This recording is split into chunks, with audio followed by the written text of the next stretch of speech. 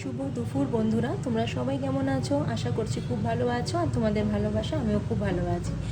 এখন তো ইলিশের মরশুম, তাই ইলিশ না করলে তো হয় না।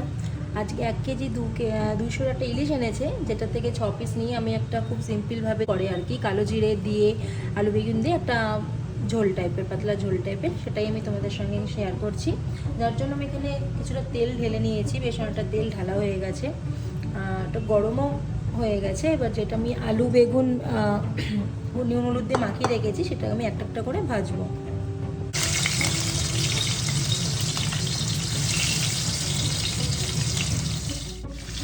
আলুগুলোকে দিয়ে দিয়েছি, এবার আলুগুলোকে আমি ভেজে নিচ্ছি। এবার আমি সেগুলোকে তুলে নিচ্ছি। এবার সেই তেলেই আমরা বেগুনটাকে মাখিয়ে রেখেছিলাম, সেই বেগুনগুলো আমি দিয়ে দিচ্ছি।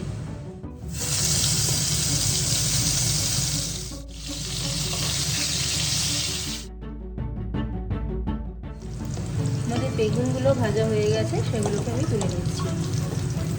এই 6 পিস মতো ইলিশ মাছ আমি নিলাম। এবার এটাকে আমি ভালো মতো নুন আর হলুদ দিয়ে মাখিয়ে ফ্রাই করবো। দেবো হচ্ছে হলুদ, দিলাম নুন,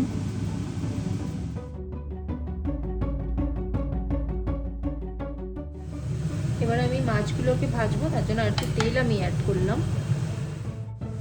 তেল আমাদের গরম হয়ে গেছে, এবার মাছগুলোকে আমি আস্তে আস্তে করে ছেড়ে দিচ্ছি। 3 পিসই দিলাম, তারপরে আবার 3 পিস দেবো। এবার আস্তে করে আরেকটু তুলতে নেব।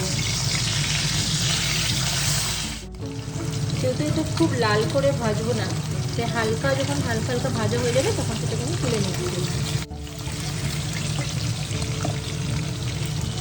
এভাবে আমি একটা একটা করে তুলে নিচ্ছি। আমি পরের মাছগুলো ঠিক ওইভাবেই আস্তে আস্তে করে ভেজে নেব। মাছগুলো ভাজা হয়ে গেছে, এবার এগুলোকে আমি তুলে নিচ্ছি। ইলিশ মাছ ভাজার পর যদি তেলটাই না তুলে রাখি, তাহলে আর কি খাওয়া হলো এরকম মনে হয়।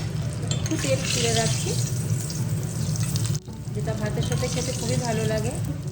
এর মাঝখানে আমরা একটা মশলা তৈরি করে নেবো, যেখানে আমি দিচ্ছি জিরে গুঁড়ো, লবণ একটু কম দিচ্ছি, যেহেতু আলু বেগুন প্লাস মাছে তিনটেতেই নুন আছে। দিলাম নুন, দিচ্ছি একটু চিনি, দিচ্ছি পরিমাণ মতন হলুদ, আর দেবো লঙ্কা বাটা, দিয়ে দিচ্ছি লঙ্কা বাটাটা। আমরা যেহেতু ঝাল খুব একটা খাই না। এবার দেবো একটু জল দিয়ে এটাকে একটু মিশিয়ে রাখবো। আমাদের তেল গরম হয়ে গেছে, এবারে দিয়ে দেবো হচ্ছে কালো জিরে, লঙ্কা চিড়ে রেখেছিলাম, সেই লঙ্কাটা দিয়ে দিলাম। একটু ভাজা ভাজা হয়ে যাওয়ার পরে আমি এখানে আলু বেগুন যা যা ভেজে রেখেছিলাম সবটাই দিয়ে দিচ্ছি। একটু নাড়াচাড়া করে দেবো, একটু নেড়ে চেড়ে তারপরে যে মশলাটা আমি তৈরি করে রেখেছিলাম সেই মশলাটা আমি দিয়ে দিচ্ছি।